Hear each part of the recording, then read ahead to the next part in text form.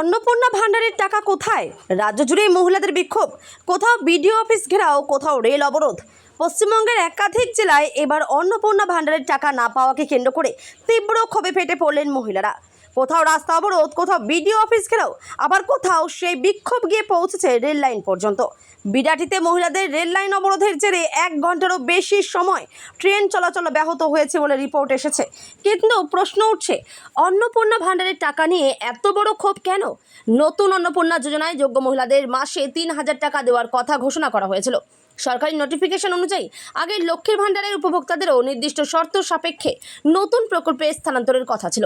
কিন্তু বাস্তবে বহু মহিলা অভিযোগ করছেন, আগে লক্ষ্মীর ভান্ডারের টাকা পেতাম, এখন অন্নপূর্ণার তালিকায় নাম নেই। কেউ বলছেন আমরা গরিব, আমাদের টাকা বন্ধ। তাহলে কারা পাচ্ছেন টাকা? আবার কোথাও কোথাও বিক্ষোভকারীদের অভিযোগ, সরকারি যাচাইয়ের ক্ষেত্রে ভুলের কারণে প্রকৃত যোগ্য মহিলার নাম বাদ পড়েছে। নদিয়া জেলায় তো লক্ষ্মীর ভান্ডারের প্রায় 13,35,000 উপভোক্তার মধ্যে অর্ধেকেরও বেশি নাম অন্নপূর্ণা যোজনার তালিকায় না থাকার অভিযোগ সামনে এসেছে। সরকারের পক্ষ থেকে অবশ্য বলা হচ্ছে, যাচাই বাছাই এবং বিভিন্ন তথ্যের ভিত্তিতেই তালিকা তৈরি হচ্ছে। ইতিমধ্যেই বিপুল সংখ্যক আবেদন পুনরায় যাচাই করার কথাও জানানো হয়েছে। আর এখানেই উঠছে আসল প্রশ্ন, যদি যাচাই করতেই হয় তাহলে প্রকৃত গরিব মহিলারা কেন বঞ্চিত হবেন?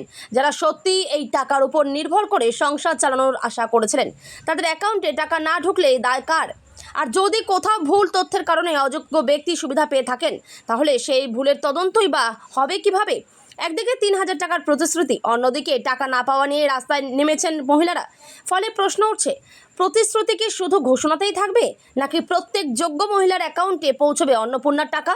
আজকের এই বিক্ষোভ কিন্তু শুধুমাত্র একটা সরকারি প্রকল্পের টাকা নিয়ে নয়, এটা এখন প্রশ্ন হয়ে দাঁড়িয়েছে, সরকারি প্রকল্পের সুবিধা পাওয়ার ক্ষেত্রে প্রকৃত যোগ্য মানুষই কি সবার আগে সুযোগ পাচ্ছেন, নাকি যাচাইয়ের গরমিলে প্রকৃত সুবিধাভোগীর নামই বাদ পড়ছে? রাজ্য জুড়ে মহিলাদের এই ক্ষোভ আগামী দিনে আরও বড় আকার নেয় কিনা, এখন সেদিকেই নজর সবার। আপনার এলাকায় অন্নপূর্ণা ভান্ডারের টাকা নিয়ে কি পরিস্থিতি? কমেন্টে অবশ্যই জানাবেন। আর এমন গুরুত্বপূর্ণ খবর সবার আগে পেতে চ্যানেলটি সাবস্ক্রাইব করে পাশে থাকুন।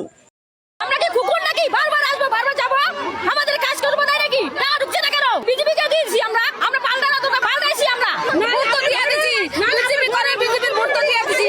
ভোট দেওয়ার আগে বলছে সবাই 1,000 করে টাকা দিবে, এখনো 1000 টাকাও পাইলাম না। মে মাস থেকে সরকার এসেছে, তখন থেকে তো আমরা পাচ্ছি না। ভোটের আগে বলছিল সবাইকে দিবে। লক্ষ্মী ভান্ডারে এরকম ঝামেলা হয় না, আমরা সবাই টাকা পাইছি। এখন কেন ঝামেলা হবে? সরকার তো আমাদের ট্যাক্সের টাকা নিয়ে আমাদেরকে দিবে। যাদের টাকার দরকার নাই, গাড়ি বাড়ি সব আছে, তাদেরই টাকা ঢুকছে, কিন্তু আমরা লোকের বাড়িতে কাজ করে খাই, দিন মজুরি, আমাদের টাকা ঢুকে নাই। আমাদের পয়সা করে কিচ্ছু নাই। আমার স্বামী অসুস্থ, সে পয়সা পাই না। আমাদের কি দুঃখ তো আমি জানি। আজ আমি 100